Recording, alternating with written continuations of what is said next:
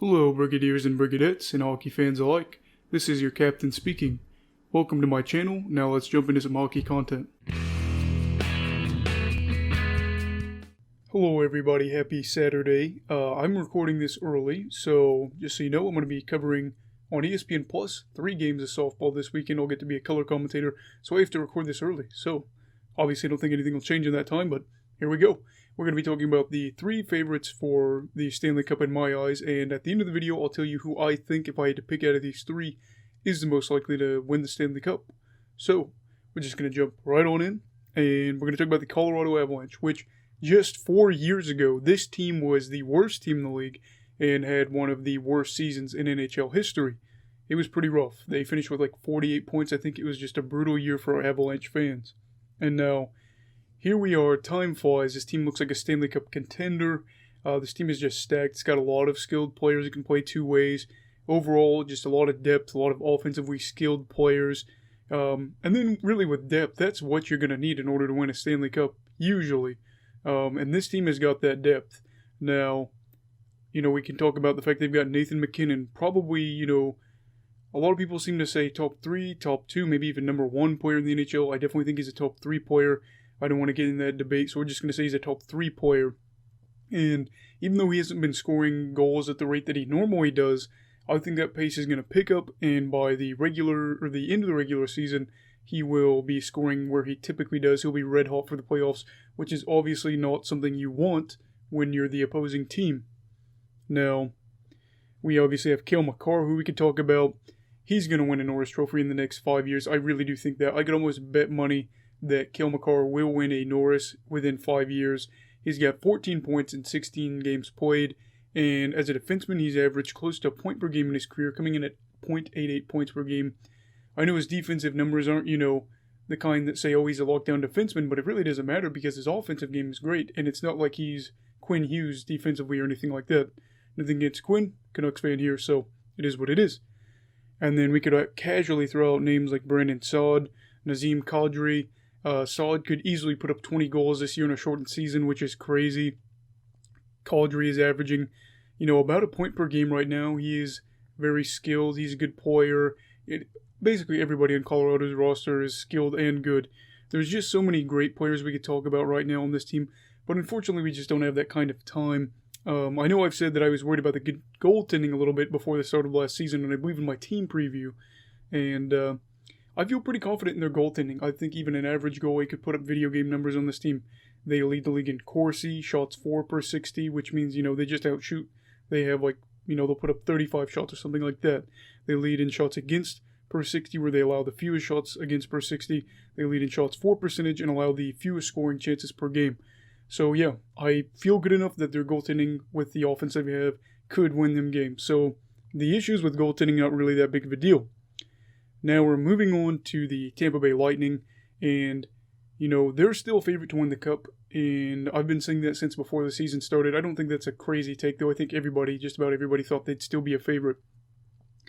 They have got, at worst, a top 5 goalie in the league in Andrei Vasilevskiy, and I believe in him to an unholy degree. I think that Vasi does not get the credit he deserves. Obviously, this is a good team, but he is a very good goalie.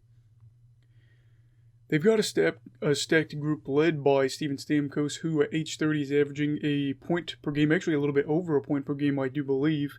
And then, of course, you've got Braden Point, Anthony Cirelli, and their younger players that are providing 2-way impact, which is huge, and you love to see that. And Braden Point is starting to get the recognition he deserves.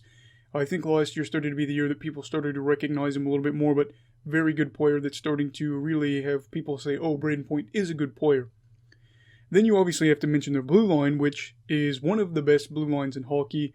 Victor Hedman, who some people say is the best defenseman in hockey, is having an insane season, another one, as he continues his pace for potentially a point per game for the season.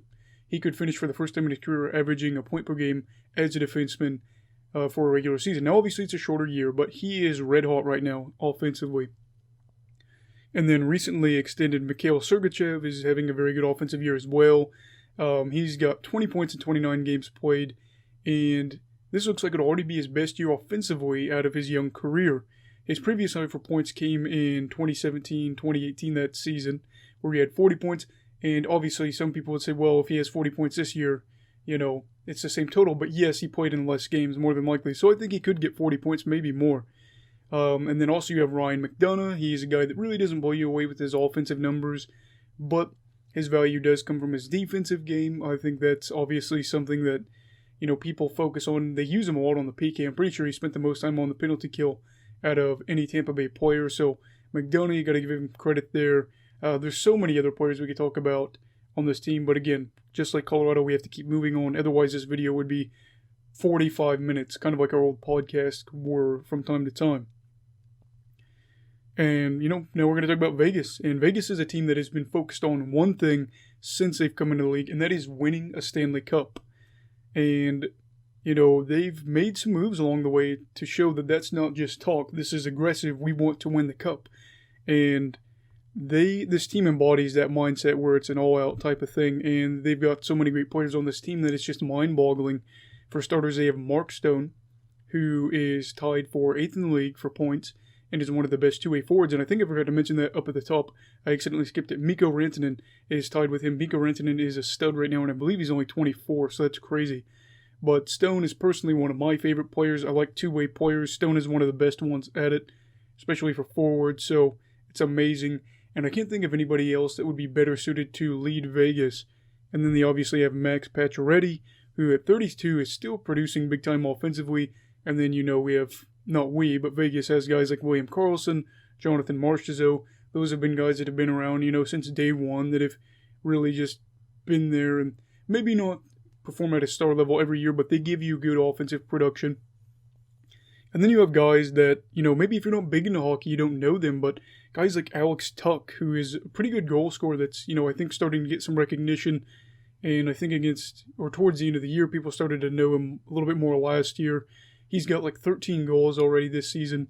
Then Chandler Stevenson, who's a guy I was a little bit skeptical of going into this season, but he's produced well, so that's obviously good for Vegas. And then, of course, you have guys on the blue line, Alec Martinez, Alex Pietrangelo, the Alec and Alex combo, if you will, who are just a pain to deal with. And I know that Pietrangelo's offensive numbers haven't been what they were in years past, but I do think that he will rebound in year 2, and I think that, obviously, year 2, you're a little bit more comfortable. You should be able to put more points up. And then you have the goaltending of Marc-Andre Fleury, who's having a big bounce back compared to last year. And then you have Robin Lehner, who, has had a little bit rough a start of year, but he's been dealing with injuries, things like that. Once he gets going, everything's unfair. They've got, one of the best tandems in the league. So, with all that said, now we have to talk about my final pick and who I think will win the Stanley Cup. And you have to understand that I'm not saying they're guaranteed to win it. Obviously, so many other teams have a chance. I'm just saying if I had to pick one team, somebody said, hey, you've got to put all your money on one team, this is the team I'd pick. And the team that I'm picking, and I'll give you the reasons why, is the Tampa Bay Lightning. Now, I know teams don't usually win back-to-back, but I'm picking them for 2 reasons. The first is Nikita Kucherov is going to be ready for the playoffs. At least that's what we heard.